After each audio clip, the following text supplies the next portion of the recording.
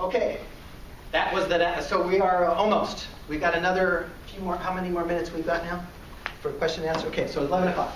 So collaborate, work with others to make placements. I'm putting some slides in here that have to do with some of my business, but the software tool I'm working on is based on some of this collaboration. And this is one of the features. But I'm going to show you what I mean by collaboration. Everyone talks about collaboration, but they don't know what does it technically mean. So here's what we're doing right now. Okay, let's say you found an IT job, okay, and you are a job developer, and you have 4 clients you're trying to place, right? One of them can do IT, the other one can work at a hotel, the other one can do admin work, and the other one wants to work at a biotech company. So what usually happens if you knock on that door and that employer says, hey, I got 4 positions, what are you going to do? What usually happens? Send them to one. Yeah, you're going to send them this one, obviously, right?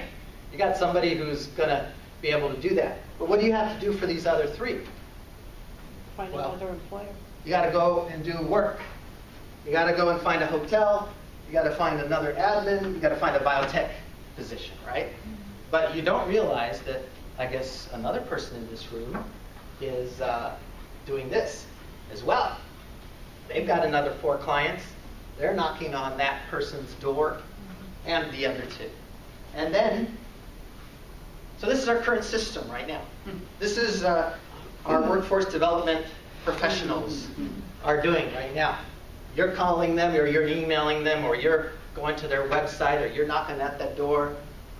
Everybody's got clients they've got to place, and there's a little bit of problem with efficiency, right? So I thought about this for a while. This is just one of the things I thought about.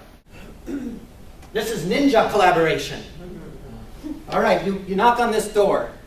You got your client, but you went into the system, our shared back system, our shared computer system, our website that we have, and you found 3 other people who are very qualified, who work at these wonderful nonprofits, and you show up at the door with 4 people, right?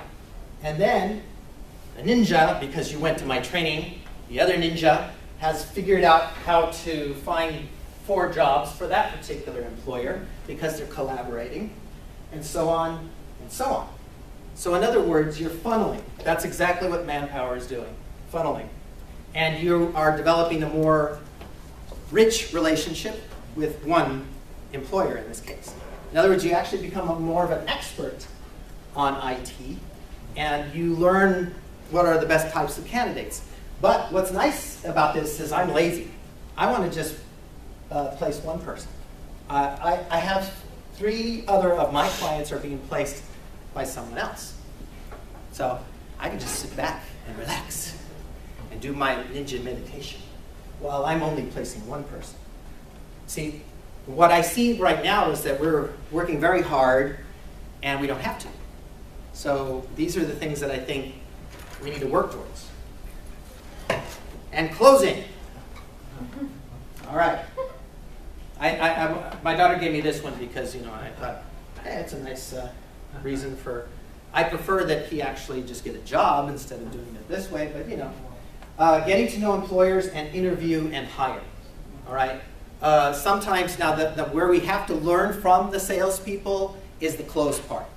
So when we get to the point of actually getting that interview, we do have to learn from salespeople about how to let's get this started.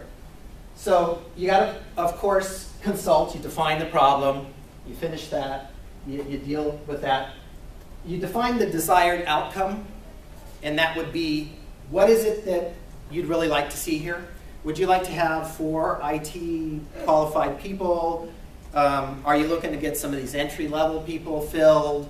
Is that what you really like to do? Right? You'd like to have 2 janitors hired by next week.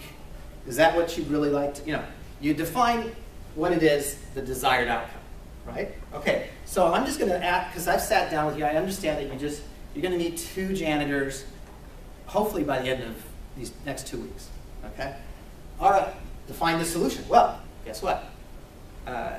If you just said there are 2 janitors, I have 2 people who can do janitorial that I can refer them And, oops, I hit the wrong button. And position for the close. Okay, so that means that what is it that needs to happen now to be able to make those janitors into an interview, right? And then ask for the next step. So I'm going to define these. Well, actually, I'll go back here. Position for the close are saying you're actually telling them what needs to happen. So you're positioning, you're basically saying, it looks as if I have 2 people that could fit the janitorial job. And our next steps, your next steps, not their next steps. Again, put it back on you. You are the consultant. Our next steps is I have to process a little paperwork. I need to sit down with my applicants.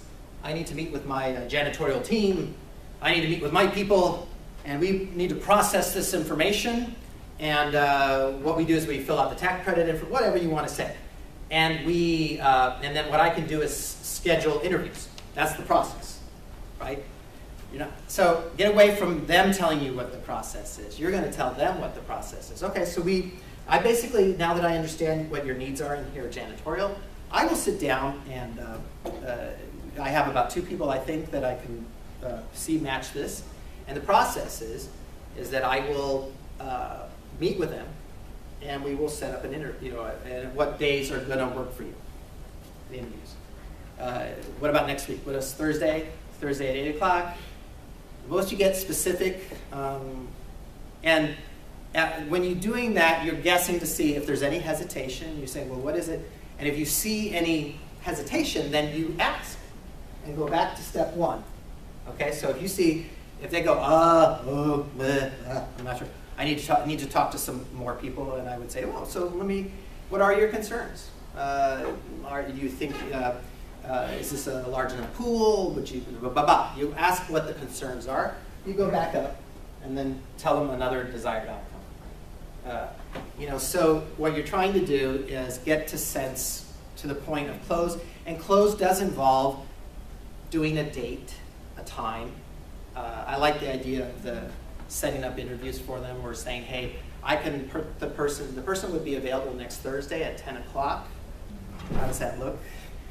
Unfortunately, that's where when we do closes, we think about dates and times, I think a lot of times. You're going to have that lunch or the coffee. It doesn't happen until you actually say, Starbucks, 10 o'clock. Yeah, go ahead. Yeah, I had worked in sales for 8 years, and they send you to sales school, and they'd say, well, give people choice, because people like to feel they have options. So you could ask them, doesn't seem as pushy, but do mornings generally work better for you, or afternoons? Right. Mornings, okay, do you prefer, midweek or early, so you kind of, it's this dance, but you're kind of bringing them along with you. Yeah, actually, I should write that into mine too. Having choices is good. But you're still in the driver's seat in that situation. Right. Okay, and that's going to be the next step. Okay. All right. So this is like almost my last slide. I can't believe I made it through and have at least a few seconds for questions and answers. Here are some phrases for closing phrases. All right. Can you pick out which ones are closing phrases and which ones might not be closing phrases? 3. Okay, 3. 3 is what? A closing? Closing. What's the best day to send you an interviewee? All right. Number 1. Oh, no, you're shaking your head. You don't agree. Why is that? Because it's putting it kind of on them instead of... Okay, how about 5? 5. That's a good point. I might be wrong on that. I love that. What is it, 5? I can process the paperwork and notify my client today. Okay. Yeah. All right. Any others? 4. 4. But it can be stronger. If I could get you an event planner, would that solve your problem? Yeah. You can make it stronger. I probably have an event planner that would solve your problem. Okay. Yeah. Now this is good because again, I have a black and white. I'm gonna hit this, and it's gonna be black and white. But you're right. There are ways to make these things more. Oh, they're good. Yeah. Huh? Like when I look at it, I see like that one there. If I could get you the event planner, when you're asking them a question, you're not closing. Exactly. Right. The other one's like, Yeah. I'll send you an interview next week. That's it, you're done, you know. Right. But when you ask a question, to me, that's not closing. Yeah. Yeah. Well, here's what I said, and I'll explain. But I might be wrong. Again, I put this together, I think it was last night. But it gets you to thinking about what are the important phrases. Great, I'll send you an applicant for an interview next week. That's pretty obvious because you've said that it's going to happen. This one is actually part of the process of closing, though, but you're right, it's not actually closing, is that there's a problem, you've already figured out a way to solve it. So it's it's building towards the close. So you're saying, if I could, and you're trying to get them to commit to this idea, if I could get you an event planner, would that solve your problem, right?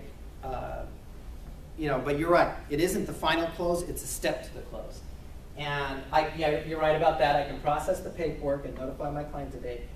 And I put this as yellow, but you're correct.